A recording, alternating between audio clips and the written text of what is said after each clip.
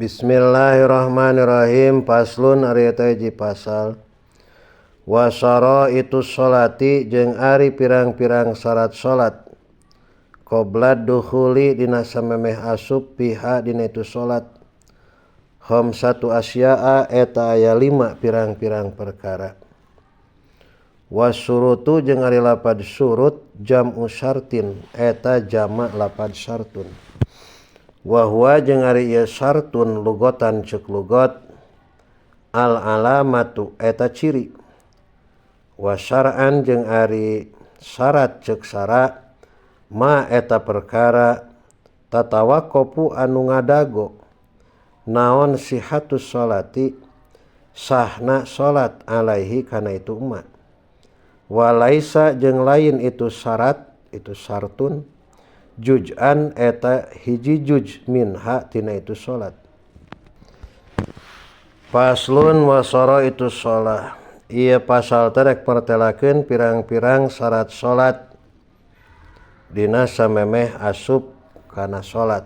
Lobana aya 5. Ari ngaran syarat ceuk lugot al-alamah ciri eta mah. Ari ngaran syarat ceuk syara ma tatawaqqafu sihatus shalat alaihi walaisa juz'an minha. Jadi hiji perkara anu ngadago sahna salat kana eta perkara. Bari eta perkara teh lain sebahagian tina eta salat. Contoh sapertikeun wudu. Wudu eta teh syarat salat. Teu sah jelema salat lamun teu wudu heula. Tah sahna salat teh ngadago ka eta jelema boga wudu heula. Tapi eta wudu lain sebahagian tina salat. Tingali sarahna. Nah, tengah-tengah paslun. Hadza paslun fi syuruti sihatis shalah. Wa amma syurutu wujubiha faqad taqaddamat fil faslis sabiq. Walayah pa jeung teu samar naon anau saestuna kalakuan ya ta'alaku eta narima cumantel bis sholati kana salat naon surutun pirang-pirang syarat wa arkanun jeung pirang-pirang rukun wa ab'adun jeung pirang-pirang sunah ab'ad wa hayatun jeung pirang-pirang sunah hayat. Pasartu maka ari syarat ma eta perkara wajaba anu wajib ieu ma wastamaro jeung narima tumerus ieu ma. Wa in syita jeung lamun karep anjeun kulta tah ngucap anjeun ma korona ari syarat ma eta perkara korona anu ngabarengan ieu ma kulla mu'tabarin kana sakur-sakur anu direken. Siwahu anu tetep ma salian itu kulun. Wa ruknu jeung ari ngaran rukun ma eta perkara wajaban wajib ieu ma wan qata'a jeung narima pegat ieu ma. Wal ba'du jeung ari sunat ab'ad ma eta perkara kana nu bukti ieu ma sunnatan eta sunat. Wa tuliba jeung disuprih naon jabruhu nambalanana ma bisujudi sahwi ku sujud sahwi. Wal hayatu jeung ari sunah hayat ma eta perkara kana anu bukti ieu ma sunatan eta sunat. Walam yutlab jeung teu disuprih naon jabruhu nambalanana itu ma bihi ku itu sujud sahwi. Wa qad subihat jeung nyata disarupakeun naon as-sholatu salat bi insanin ka manusia. Paruknu maka ari rukun karo sihi eta tetep saperti sirahna insan. Wasartu jeung ari syarat kahayat jeung ari syarat kahayatihi eta tetep saperti hirupna insan. Wal ba'du jeung ari sunat ab'ad ka'adaihi eta saperti pirang-pirang anggota badan insan. Wal hayatu jeung ari sunah hayat kasarihi eta tetep saperti sirahna insan. Alladzi anu yatajayanu anu narima gigindingan itu insan bihi kalawan itu sya'ru. Punten kasarihi seperti buukna insan. Alladzi anu yatajayanu anu narima gigindingan insan bihi kalawan saru. Wa innama kudima jeung pastina diheulakeun naon asyurutu pirang-pirang syarat ala ghairiha manderikeun salian surut ya, manderikeun arkan, manderikeun ab'ad, manderikeun hayat. Lil ihtimami karena supaya digumatikeun, dipentingkeun biha kalawan itu surut. Fa innaha maka saestuna itu salat tatawaqqafu nari eta nari mangadago naon sihatu sholati sahna sholat alaiha kana itu surut min awaliha tina mimitina sholat ila akhiriha nepi ka akhirna itu sholat. Wa baduhum jeung ari saparih ulama kudima kodama eta ngaheulakeun ieu ba'du al arkana kana pirang-pirang rukun nadron karena ngalirik likoniha kana buktina itu arkan al maksudu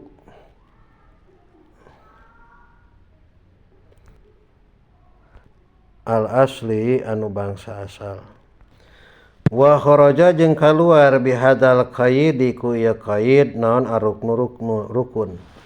Fa innahu maka saestuna itu rukun juz'un eta hiji juj minas sholati tina salat. Kaluar ku qaid wa laisa juz'an minha nyaeta rukun. Naon sababna? Sabab ari rukun mah eta teh sakur-sakur perkara anu mikabutuh sahna salat kana eta perkara. Bari eta perkara teh sabahagian atawa sajuj tina salat eta rukun. Tingali sarahna dina qaulu wa kharaja bihadal qaid. Aya qauli tegasna dawan musannif lapad wa laisa juz'an minha. Wa qauluhu ari dawan musannif lapad aruknu fa'ilu kharaja eta fa'il lapad kharaja. Wa qauluhu ari dawan musannif lapad fa innahu juz'an minas shalah ta'lilun liqaulihi kharaja bihadal qaid naon aruknu. Wal hasilu jeung ari kesimpulanana anna rukna eta saestuna rukun yujami'u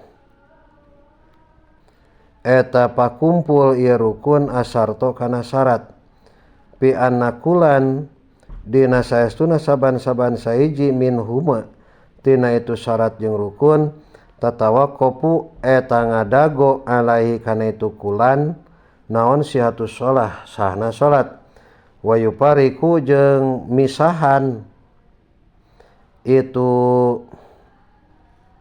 syarat hu kana itu rukun pi anna syarto dina saestuna syarat laisa eta lain ieu syarat juz'an eta juj minha tina salat wa ruknu jeung ari rukun juz'un eta juj minha tina tu salat.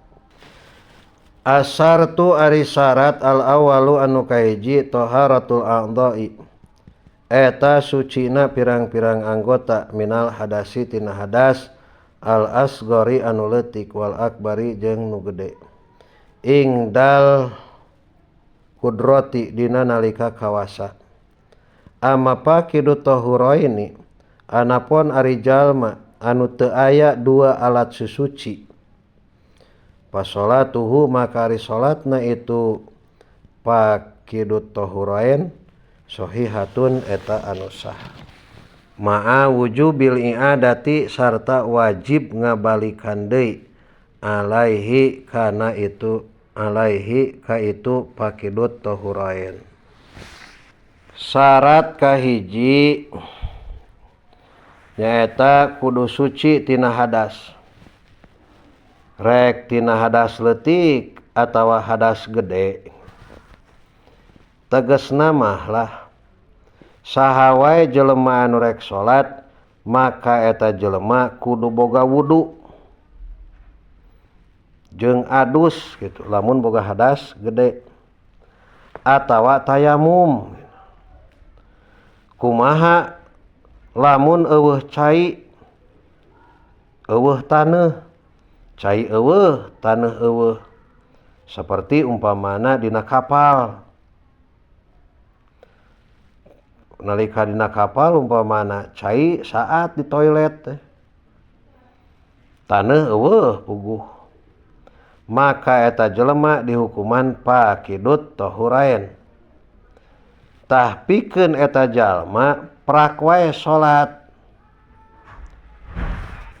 ngan eta salat dihukuman salat li hurmatil waqti anu engkena eta si jalma wajib iadah wajib ngabalikan di salat lamun geus kawasa ngaleungitkeun hadas ku cai atawa ku taneuh gambaran tadi dina kapal tepi kana tempat tujuan mangihan cai mangihan taneuh prak eta mah susuci deui salat deui teraskeun sarahna teh aya wa taharatun najasati kadua suci tina najis wa taharatun najsi kadua suci tina najis aladi anu layu pa anu teu dihampura naon anhu ieu najsu bisaubin dina baju wa badanin jeung dina awak wa makanin jeung dina tempat wa sayad guru punten tadi can kaduanya pan tadi syarat nu kahiji teh naon asartul awal taharatul a'dha'i ieu wa taharatun najsi sareng suci tina najis aladi anu layu fa anu teu dihampura naon anhu itu najsu bisaubin dina baju wa badanin jeung dina awak wa makanin jeung dina tempat wa sayad kuru jeung bakal nyaritakeun saal musannif hadal akhira kana ieu anu pandeuri qoriban bari sakedeung deui bari deukeut lain kudu suci tina hadas leutik jeung hadas gede wungkul tapi oge kudu syarat salat teh kudu suci tina najis anu teu dihampura boh dina pakean dina awak atawa dina tempat eta kudu suci malah perkara anu disakuan oge eta teh kudu suci seperti umpamana nyakuan duit, nyakuan HP, nyakuan naon we pokona mah eta oge kudu suci. Ningali sarahna jalan ka genap ti handap. Qauluhu alladzi la yufanhu aya bihilafil ladi. Tegasna kalawan beda perkara yufanu dihampura naon anhu aladi. Kama halis tijmarihi saperti tempat meperna jalma. Tempat meper teh lamun urang susuci ku batu tah tempat meper mun lawang hareup atawa lawang tukang tempat meper urut ngaguratkeun atawa ngusapkeun eta batu eta mahal istijmar fi sholati dina salat fa innahu maka saestuna itu mahal yufa eta dihampura naon anhu itu mahal bihaqi nafsihi dina hak dirina eman walau aroko jeung najan ngesang eman fa idalam yujawiz di mana-mana teu ngaliwatan itu irkun kesang asob hata kana lepat lepit birit atawa kana bokong wal hasapata jeung kana hasapah wa ma jeung perkara asuro anu hese naon alih tiroju ngaraksa anhu tina emak goliban dina galibna mintinin nyatana tina taneuh leutak mintini syari'in tina taneuh leutak jalan najsin anu najis yakinan kalawan yakin li usri tajannubihi karena hese ngajauhanana itu emak wadami nahwi barogisa jeung getih saumpama rametuk wadama mila jeung pirang-pirang bisul wadami pasdin jeung getih dicetrak wahajamin jeung dibekam bimahaliha dina tempatna itu da barogis wadamamil ilaih warausi dubabin jeung tai laleur Wa in kasura jeung najan loba naon ma perkara dukira nu tutur ieu ma ilaing kana kajaba lamun bukti ieu ma bipilihi eta tetep kalawan pagawean jalma kaan kotala saperti yeun maehan jalma albaro gisa kana rametuk asuro atawa mencet jalma ad-dumala kana bisul palayu pa maka teu dihampura naon al-kasiri anu loba urpan ceuk adat. Teras kana halaman 138 jajaran kahiji ti luhur. Wal muradu jeung ari nu dimaksud bisaobi ku saob malbusuhu eta anu dipake ku jalma.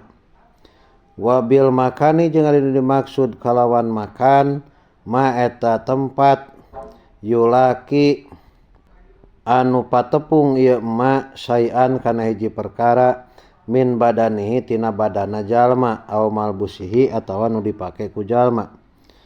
Wasamula jeung ngawengku naon al badanu badan dakhilaan fihi kana jero liang irung jalma aw pamihi atawa baham jalma aw ainihi atawa kana panon jalma.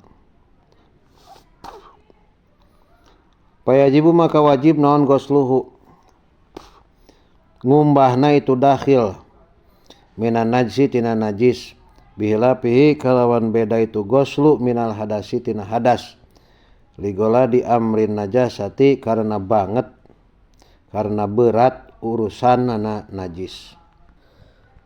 Wasani jeung ari nu kadua satru launil aurati eta nutupan warna aurat ingdal kudrati dina nalika kawasa walau kana jeung najan bukti saha asah sujalma khalian eta anu nyorangan pidul matin dina anu poek pain ajaja maka lamun apes itu sahos an satriha tina nutupan itu aurat salata salat sahos arian bari taranjang walayu mi'u jeung teu ngisarahan itu arian biruku'i kana rukuna wasujudi jeung kana sujudna bal yatimu balik tanyampurnakeun itu sahos huma kana itu ruku sujud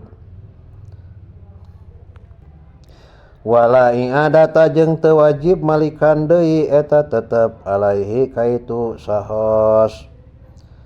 Kadua syarat salat nyaeta nutupan aurat gambaranana saperti ulah katingali warna kulit dina aurat ngan wajibna nutupan aurat teh salagi mampu salagi kawasa malah sanajan salat dina tempat anu poek tetep wajib nutupan aurat kumaha lamun teu mampu lamun apes sapertikeun eueuh jang nutupan auratna maka prak we salat bari taranjang palebah ruku jeung sujudna lamun salat taranjang ulah ku isarah normal we biasa ruku sujud kumaha hukum salatna sah jeung teu kudu dibalikan deui. Ari gambaranana apes nutupan aurat hiji eueuh pisan pakaian nomor kadua aya pakaian mah ngan kanajisan bari eueuh cai jang nyucikeunana eta gambaran apes. Tingali sarahna qauluhu satru jaran kalima ti luhur ae min ayunil insi tegasna tina pirang-pirang panon manusia hatta an nafsi sehingga ti dirina jalma wa ayunil jinni jeung tina pirang-pirang paningali jin wal malaikati jeung malaikat pa inna satro maka saestuna nutupan bisaubin kalawan baju masalan umpamana yamna'u tah nyegah itu satru bisaub min ru'yatil jinni tina ningalina jin wal malaki jeung malaikat wal muradu jeung ari dimaksud as-satru eta nutupan min a'la ti belah luhur wa jawaniba jeung ti pirang-pirang belah gigir. Palau kanat maka lamun bukti itu aurat bihai suturo eta tetep kalawan sakira-kira ditingali itu aurat min tukihi tina kerah bajuna jalma au kamihi atawa leungeun bajuna jalma lisiatihi karena logor jembar dirinya mah logor karena gomrangna itu tukoh jeung kamihi pirukuhi dina rukuna jalma wa sujudi atau na sujudna jalma doro tah madarat itu turo la min asfalihi henteu ti belah handapna itu aurat wa in ru'yat jeung lamun ditingali itu aurat bil fi'li kalawan buktina kalawan sanyatana min dailihi tina tungtung rumbayanana jalma lirtifaihi karena kaluhurna ieu dael ala rijlaihi netepan sukuna dua sukuna jalma bisujudihi dina sujudna jalma awalikoni atawa karena buktina jalma yusoli eta salat jalma ala dakatin netepan kana ancur piha anu eta tetep dina ieu dakah khurukun ari pirang-pirang bolong paru'iyat maka ditingali itu aurat minha tina itu khuruk. Terus kahanap qauluhu launal aurah qadaro ngira-ngirakeun sasari lawana kana alawana kana lapad lawan liyupida supaya maedahkeun naon aliktifau ngalap cukup bima kalawan perkara yamnau anu nyegah ieu ma alawana kana rupa atawa kana warna dunal jirmi henteu jirimna kasarawili seperti pirang-pirang seperti calana ad-daikoti anu ketat nu merecet lakinahu tetapina itu sarawil daikoh yukrohu eta dimakruhkeun itu sarawil daikoh. Terus kahanap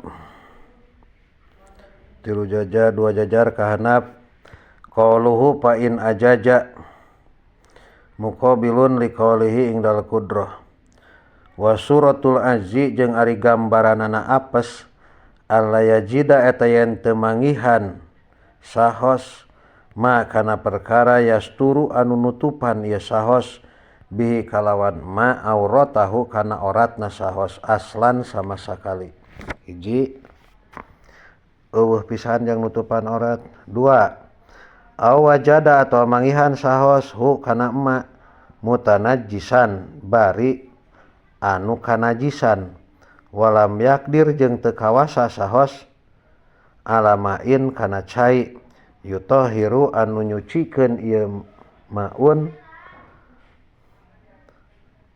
yutahiru anu nyucikeun sahos hu kana ma bihi kalawan maun.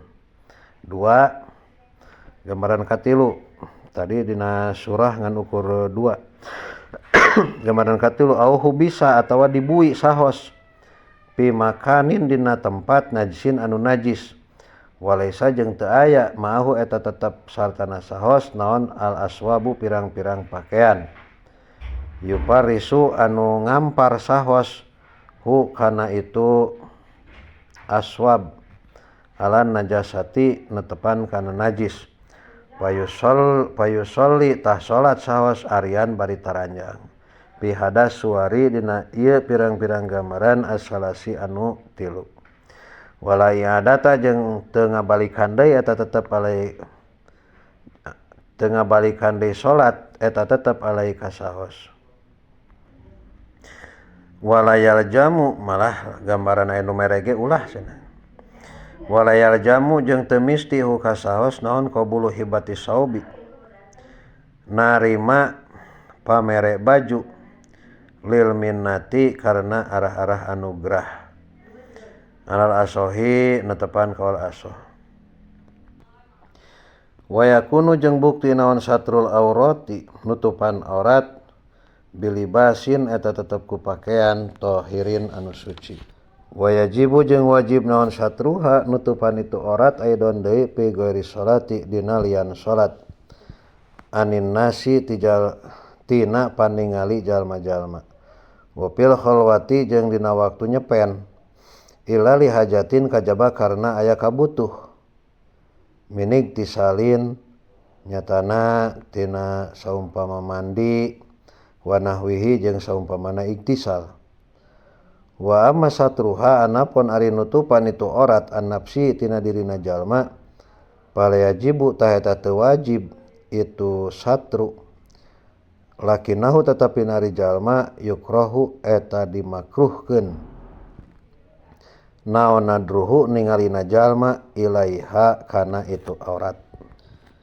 wa yakunu satrul aurat disyaratkeun nutupan aurat kudu ku anu suci jeung wajib nutupan aurat di luar salat supaya ulah katingali ku batur malah sanajan urang keur nyorangan tetep eta teh kudu nutupan aurat kecuali aya kabutuh seperti rek mandi eta mah teu naon muka aurat oge darek mandi ieu aya hajat aya kabutuh ari nutupan aurat ti diri sorangan eta hukumna teu wajib ngan sakadar dihukuman makruh hungkul lamun ningali kana aurat sorangan. Sarahna 140 jaran ka-7 qauluhu anin nasi ay alladina tegasna jalma-jalma yahrumu anu haram alaihim kaitu alladina naon annadru ningali ilaihi ka jalma wa in lajima jeung najan misti hum kaitu alladina naon goddu absorihim meremkeun paningalina alladina palujumul goddi maka ari misti meremkeun panon la yujawiju eta teu ngameunangkeun itu godu al kasfa kana ngabukakeun aurat wa amal godu jeung anapun ari meremkeun panon bil fi'li kalawan sanyatana kalawan nyata payujawiju tah eta ngameunangkeun ieu godu bil fi'li hu kana itu kaspu bihilapi man kalawan beda jalma yujawiju anu ngameunangkeun man yujawiju anu ngameunangkeun lahu pikeun man naon anadru ningali ilaihi ka itu man kajaujatihi seperti pamajikan jalma ilaihi ka jalma kajaujatihi seperti pamajikanna jalma wa qauluhu fil khalwah ay walau pidul mah najan dina tempat nu poek pain kila maka lamun ditanya ke naon lapad ma faidatus satri ma eta naon faidatus satri ari faedahna nutupan aurat fil khalwati dina nyepen lasiaman terutama pidul mati dina poek ma'anahu sarta saestuna kalakuan layar eta teu ningali hu kajalma saha pihak dina itu dul mah saha ahadun saurang oge ilallahu kajaba Gusti Allah wa huwa jeung ari Allah la yahjubu eta teu kahalangan eta teu ngahalangan hu ka Allah naon sayun hiji perkara oge jadi naon faedahna cenah gitu nutupan aurat dina keur sorangan bari tempat anu poek da mulai nu ningalieun ieu gitu ujiba tah dijawab ya kiel bi anallaha kana saestuna Allah ahaku eta leuwih hak ayustahya kana yen dipikaera Allah minhu ti jalma wa huwa jeung ari Allah yaro eta ningal Allah abdahu ka hambana Allah al mustatiro anu gawe tutup-tutup mutaaddiban tur anu gawe tata krama duna goirihi henteu lian itu abdu. Qauluhu ila lihajatin ay rajiun lil khalwah kama yadulu alaihi ma ba'dahu. Wa huwa jeung itu ma ba'dahu qauluhu min iktisalin wa nahwihi yang saumpamana iktisal. Wa yahtamilu ruju'uhu lin nasi aidon. Aya gambaran kieu ya nu dimeunangkeun mukakeun oratnya. Payas mulu maka ngawengku naon ma perkara lawih taja lamun mika butuh jalma ila kaspi auratihi kana mukakeun auratna jalma lili istinjai pikeun istinja bihadratin nasi di hareupeun jalma-jalma. Fa innahu maka saestuna itu kaspu ya juju yujawiju eta ngameunangkeun itu kaspu lahu pikeun jalma. Bal yajibu balik tawajib itu kaspu alaika jalma gambaranana in khofa lamun sieun jalma hurujal wakti kana kaluarna waktu bihilapi ma kalawan beda perkara lau khofa lamun sieun jalma pauta awalihi kana lepot awalna itu waktu au pawatil jamaati atawa kana lepotna berjamaah awil jumati atawa kana lepotna salat Jumat. Payakunu maka bukti naon dalika itu kaspu udron eta udur piha dina itu pautal jamaah. Wa auratu dakari jeung ari oratna lalaki ma eta perkara baina suratihi anu tetep ma antara bujalna itu dakar wa rukbatihi jeung tuurna itu dakar. Wa kada jeung eta tetep seperti itu dakar al amatu ari amat. Wa auratul hurati jeung ari oratna we merdeka pi salati dina salat ma eta perkara siwa wajhiha anu tetep ma salian beungeutna itu hurah. Wa kapaiha jeung dua dampaleungeun itu hurah. Dohron kana tonggongna wa batnan jeung dampalna ilal qau'aini netepan kana dua pigeulang. Orat talaki jeung orat amat eta teh antara bujal jeung tuur. Dina jero keur naon? Dina jero keur salat. Ngan orat amat di hareupeun awewe jeung lalaki mahram eta sarua deui antara bujal jeung tuur. Ari di hareupeun lalaki deungeun-deungeun eta orat si amat sakabeh badan sarua jeung awewe anu merdeka. Ari orat awewe merdeka dina narika keur salat eta teh salian ti beungeut jeung dampal leungeun. Dampal leungeun teh maksudna jeung tonggongna gitu. Jeung tonggongna dua dampal leungeun. Nepi ka mana? Nepi ka pigeulang tah eta mah lain naon? Lain orat. Dina keur salat. Tingali tengah-tengah qauluhu auratu dakar wa pinusotin jeung eta tetep dina hiji salinan mah ari lapad wa auratu rajul wa huwa ari rajul bimana dakar kama pinusoh al ula wal muradu jeung ari dimaksud az-zakaru eta lalaki al wadihu anu pertela amalhun saanapun ari wandu pahuwa tah eta ari ieu wandu ieu hunsa kalmar ati eta tetap seperti awewe payajibu maka wajib alai kahunsa naon satru manutupan perkara ada anu ngalianan ieu mah al wajha kana beungeut wal kafaini jeung dua dampal leungeun pa inik tasoro maka lamun ngawungkulkeun ieu hunsa ala satrima kana nutupan perkara baina surati anu tetep ma antara bujalna ieu hunsa warukbatihi jeung tuurna hunsa lam tasih tah teu sah naon salatu salatna hunsa alal asoh netepan kana kaul asoh.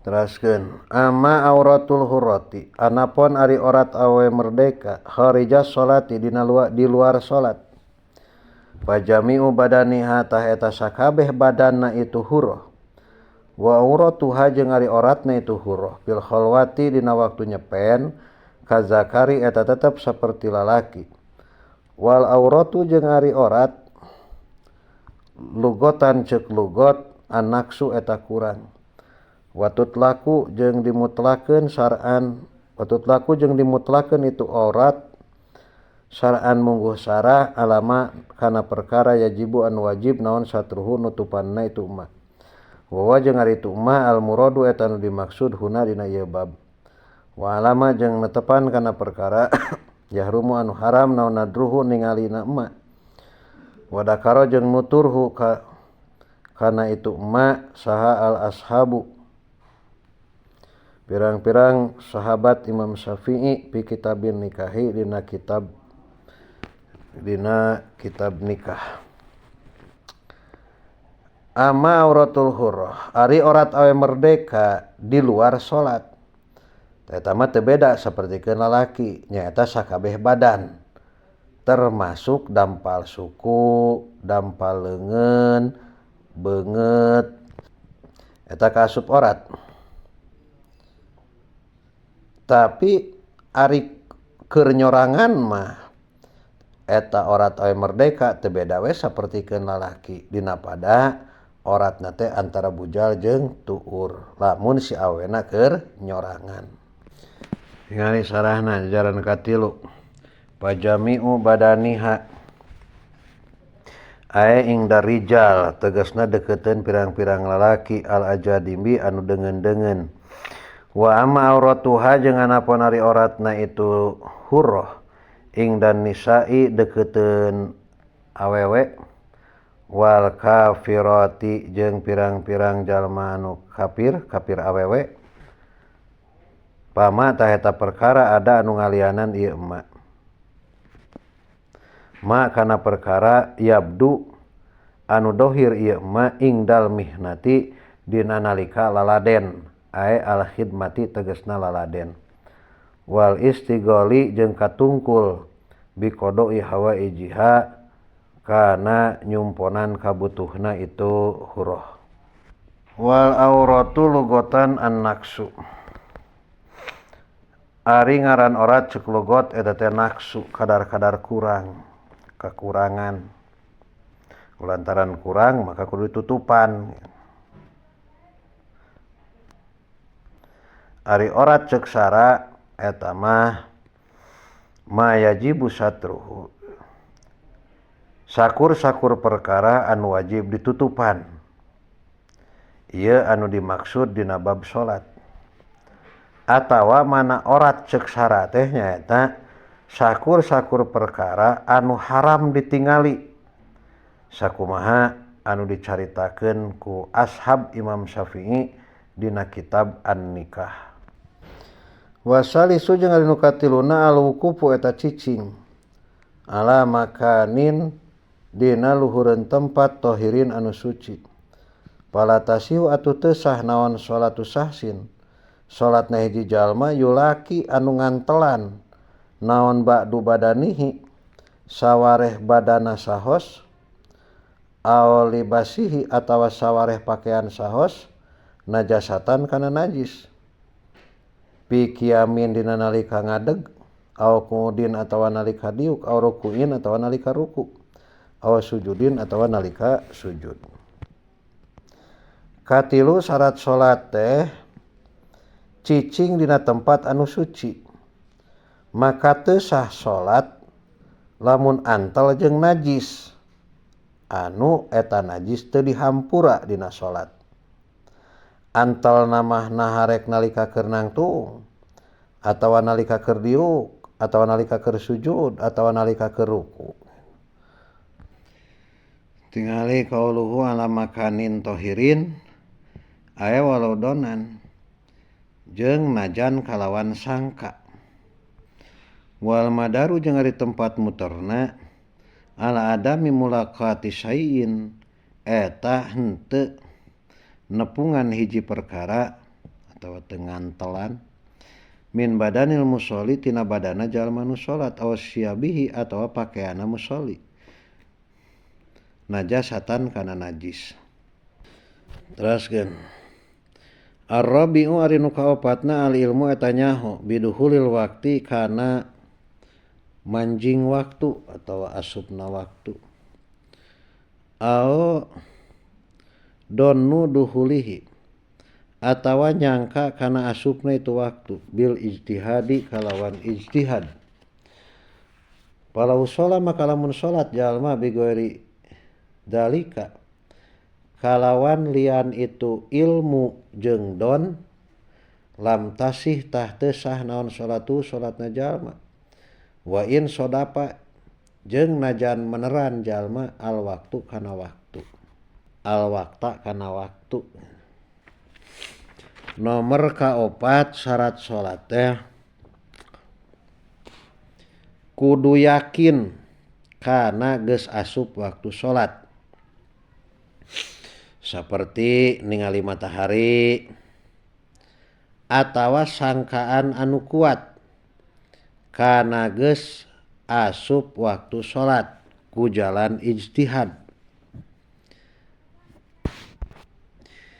Ijtihad nama rek ku jalan pagawean seperti umpamana ku maca Quran atawa ku alat seperti ningali jam. Atuh lamun hiji jalma salat bari henteu ngayakinkeun kana geus asup waktu atawa teu nyangka kana manjing waktu salat maka teu sah salatna sanajan dina nafsul amrina eta salat geus asup kana waktu. Sabab dina ibadah mah nu direken teh dua, hiji don mukalaf, dua nafsul amri. Tingali sarahna dina Ar-Rabi'u. Ajaran ka opat tihanap katilu tihanap al ilmu biduhuril wakti. Aya al ilmu tegasna nyaho binapsi kalawan dirina jalma biduhuril wakti kana asupna waktu. Al mahdudi anu di batas syar'an cek syara li sholati pikeun sholat. Wa hadza jeung ari ilmu biduhuril wakti huwa eta riyada al martabatu eta martabat al ula nu kahiji allati anu hiya anu ari martabat al ilmu eta nyaho bin nafsi kalawan dirina.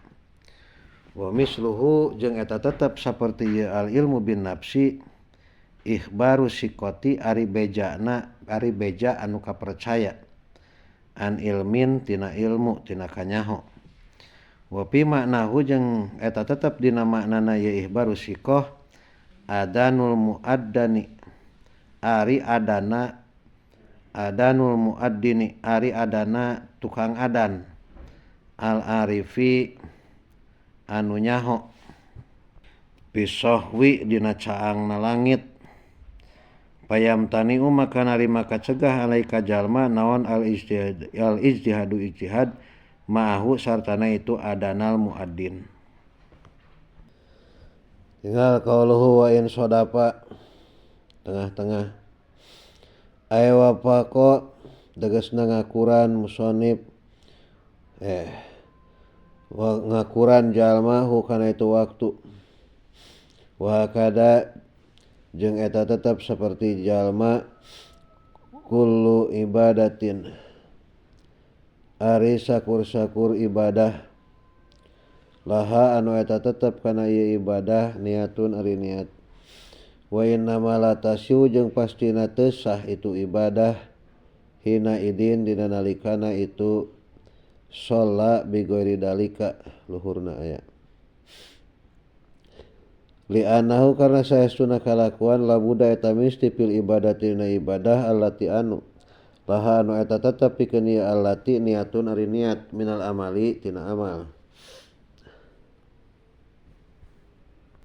bima kalawan perkara pinapsil amri dina datiahna perkara wa dhonil mukalafi jeung don mukalaf wa yutadu jeung diitung-itung naon bima perkara la niata nu taya niat eta tetep lahu pikeun ma in sodapa lamun meneran jalma al wakta kana waktu kal adani seperti adan wal khutbati jeung khutbah. Wal khamisu jeung ari nu kalimana istiqbalul kiblati eta madep ka kiblat. Aya al Ka'bati tegasna Ka'bah. Wa sumiyat jeung dingaranan itu Ka'bah kiblatan kana kiblat li annal musalla karna saestuna jalma anu salat yuqabilu eta nyang hareup ieu musolli ha kana itu kiblat wa Ka'batan jeung dingaranan kana Ka'bah lirtifaiha karena luhurna itu Ka'bah. Nomor kalima syarat salat teh madhab ka Ka'bah atawa ka kiblat. Madhab ka Ka'bah eta kudu kana ayeuna Ka'bah, datiahna Ka'bah. Ulah kana juruna Ka'bah. Keur saha ieu? Pikeun jalma anu salat di deukeuteun Ka'bah. Sabab ari urang mah anu jauh ti Ka'bah nyaeta ku jalan ijtihad. Seperti make padom, di padom heula. Padom. Siga ieu padom teh. Naon ngaran teh? Kompas gitu. Pangna Ka'bah dingaranan kiblat sabab sakabeh jalma anu salat eta madhep ka Ka'bah. Pangna kiblat dingaranan Ka'bah sabab narima jangkung bangunan Ka'bahna. Wastiqbaluha jeung ari nyang hareupna ka itu ka kiblat bisodri kudada sartun eta jadi syarat. Liman pikeun jalma qadaro anu kawasa ieu man alaihi kana itu istiqbal. Madhab ka kiblat teh kudu kudada lain ku beungeut. Kudada teh nisbat ka jalma anu kawasa. Ari nu teu kawasa mah teu jadi syarat. Tangke dihareup aya wastasna. Tingali sarahna jajaran kalima ti luhur.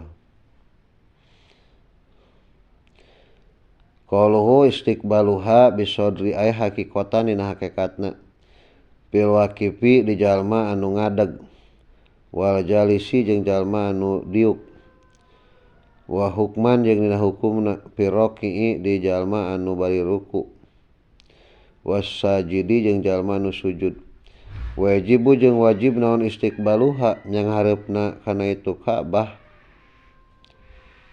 bisodri kudada wal wajhi jeung beungeut liman pikeun jalma kana nu bukti ieu man muddajian eta anu nyangkere wabil wajhi jeung kalawan beungeut. Wastasna jeung ngaistisna sal musannif min dalika tina itu istiqbal maka kana perkara dakaro nutur musannif kana ma biqaulihi ku daun musannif wa yajuju jeung meunang naon tarkus istiqbalil kiblati tinggal yang hadap ka kiblat fi sholati dina nalika salat fi halataini dina dua tingkah fi syiddatil khaufi tegasna dina salat banget sieun fi qitalin dina perang mubahin nu dimenangkeun pardon eta fardu kanat bukti naon as-sholatu salatna wa naflan jeung eta sunat. Wa fin nafilati jeung dina salat sunat fi sapari dina nalika nyaba ala rahilati luhureun tutumpakan palil musafiri maka eta tetep meunang pikeun jalma nu nyaba saparon kalawan nyaba mubahan nu dimenangkeun walau qasiron jeung najan eta deukeut. An-naflu ari salat sunat at-tanaffulu ari salat sunat sauba maksodihi bari malebahan pamaksudan itu musafir. Waraqibud dabati jeung ari jalma anu tumpak kendaraan tumpak sato. La yajibu eta teu wajib alaika raqib naon wad'u jabhatihi neuneun tarangna raqib ala sarjiha kana kadalina itu dabah masalan umpamana bal yumi'u balik ta isarah itu raqib biruku'ihi kana rukuna raqib wa sujudihi jeung sujudna raqib wa yakunu jeung bukti naon sujuduhu sujudna raqib ahpado eta leuwih handap min ruku'ihi tibatan rukuna itu raqib. Wastasnal musannif menang teu madep ka kiblat hiji dina salat sidatil khauf jeung teu kudu iadah rek salat fardu atawa salat sunat. Dua menang teu madep ka kiblat teh salat sunat waktu nyanyabaan bari tutumpakan sanajan saparna deukeut eta salat menang bari teu madep ka kiblat. Tapi nuturkeun we kana perjalanan seperti perjalanan ka wetan maka menang salat madep ka wetan. Ngan palebah ruku jeung sujudna eta ku isarah we gitu. Teu kudu ngantelkeun tarang. Ngan isarah dina sujud kudu leuwih handap tibatan isarah dina nalika ruku. Sejaran kasalapan ti handap qauluhu yang ke-10 qauluhu saparon mubahan aili qasidi mahalin tegasna pikeun jalma anu ngamaksud kana tempat muayyanin nu ditangtukeun. Fa kharaja maka kaluar saha al-asi jalma anu maksiat bisa parihi kalawan perjalanan asi wal haimu jeung jalma anu kapahung kasasab palaisa maka teu aya likulin eta tetep pikeun saban-saban sahiji min huma ti itu asi jeung haim naon pilu dalika migawe itu naplu walau qasiron pala yustaratu maka teu disyaratkeun naon tuluhu jauhna itu sapar kiasan bari dikiaskeun ala tarkil jumati kana tinggal salat Jumat wa qaluhu jeung ari pang dekeutna atau pang seutikna itu sapar ayupa ayusapiro eta yen lumaku jalma ila mahalin kana tempat la yasma'u anu teu ngadenge jalma pihi dina mahal nida al jumati kana adan Jumat eta kaitung deukeut teh cenah. Wakila jeung dicaritakeun naon lapad ayusapiro yen sapar jalma ila qaryatin ka hiji kampung masiratuha anu ari jarakna ieu qaryah mailun eta samel. Amal masi anapun ari jalma anu leumpang payatimu tah eta nyampurnakeun ieu masi ruku'ahu kana rukuna masi wa sujudahu jeung kana sujudna masi. Yastakbilu nyanghareup itu masi al kiblata ka kiblat pihima dina itu ruku sujud walayamsi jeung ulah leumpang itu masi ila pi qiyamihi kajaba dina nangtungna itu masi wa tasyahudihi jeung tasahudna itu masi. Wa amal masi ngan keur jalma anu saparna leumpang mah eta teu meunang ku isarah dina ruku jeung sujud. Jadi dina ruku jeung sujudna salat anu jalma bari leumpang eta teu meunang ku isarah.